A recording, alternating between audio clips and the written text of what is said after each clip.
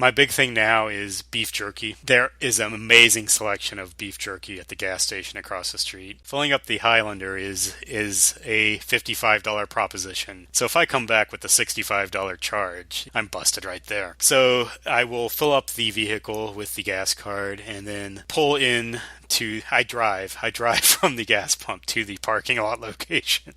I don't know why I do that. It just seems more official. I might get caught otherwise, I think, if I'm walking across the parking lot. But then I always make sure I have some petty cash on hand for whatever it may be.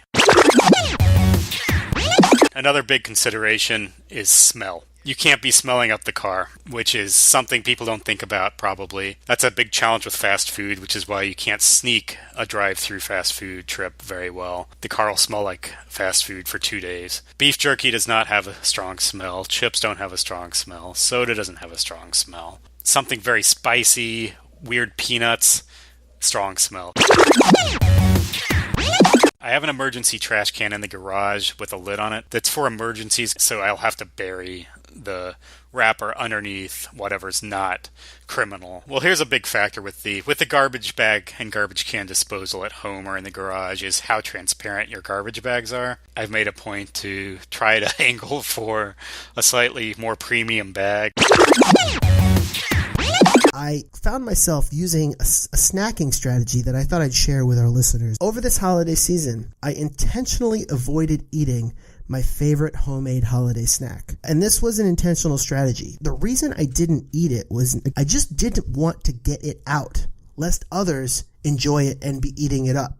I knew that the leftovers would go home with me because it's known as my favorite. My advice to anyone who's going to maybe to their mother's or to a place where they have their quote-unquote favorite snack is fill up on other things that you like. And your quote-unquote favorite, keep it tucked away. Hide it in the back. Just don't let anybody enjoy it. I was able to get the lion's share of this, my favorite Chex Mix, coming home with me by avoiding it. Covert eating definitely comes into play with kids as well. So if the kids are hovering about in the playroom, or sometimes even in the kitchen, although that's very risky, I'll duck into the pantry, close the door, and scarf down a protein bar in the dark. Or maybe I'll take a food item into the bathroom while I'm on my way to the shower, or stand in the laundry room to consume some tortilla chips and guacamole. The top of our dryer is a perfect flat surface at a great height for a nice spread of chips and dip. I mean, they know the food is in the house. I just need some peace and quiet to have a nice meal of crab dip on top of the dryer.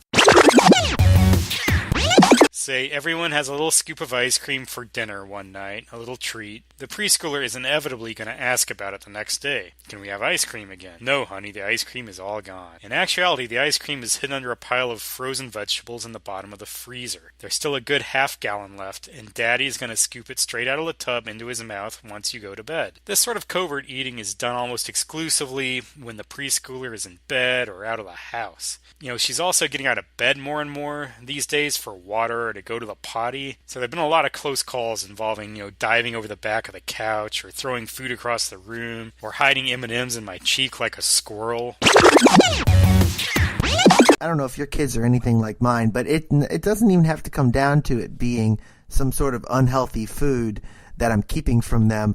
It's just literally they want what I want. Earlier this week, I was fighting a little cold, and we had 2 oranges left in the fridge, and I wanted to eat them to help fight my cold, and I knew the minute I walked out with those oranges, they were going to come out grubby hands squeezing to try to take my orange from me. So I literally went into the bathroom, sat on the toilet, and ate 2 oranges. My last tip I have not had the guts to try yet. That is the intentional spill. This is something I've thought out a lot. You have to be sure that you consume most of whatever you're eating or drinking, whether it be pizza, cake, soda. But as you get down to the end, why not just bump into a counter or a kid or whatever? These parties are chaos all the time anyway.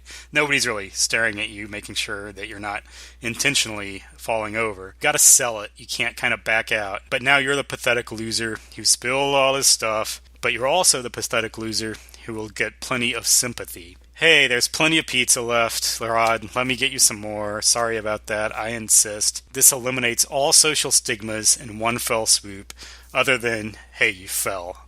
Cake and cupcakes are a better opportunity just because pizza, I feel like you can get 2 to 3 to 4 slices somewhat easily without, raising too many eyebrows. I feel like cake and cupcakes are kind of a special birthday thing. There's a cake cutting, it's a ceremony involved, and it's messier. It's more dramatic. The icing's going to go everywhere. The icing might end up in someone's hair. Hungry Dads! Visit our website at hungrydads.com. Follow us on Twitter at hungry_dads. This has been a Hungry Dads production.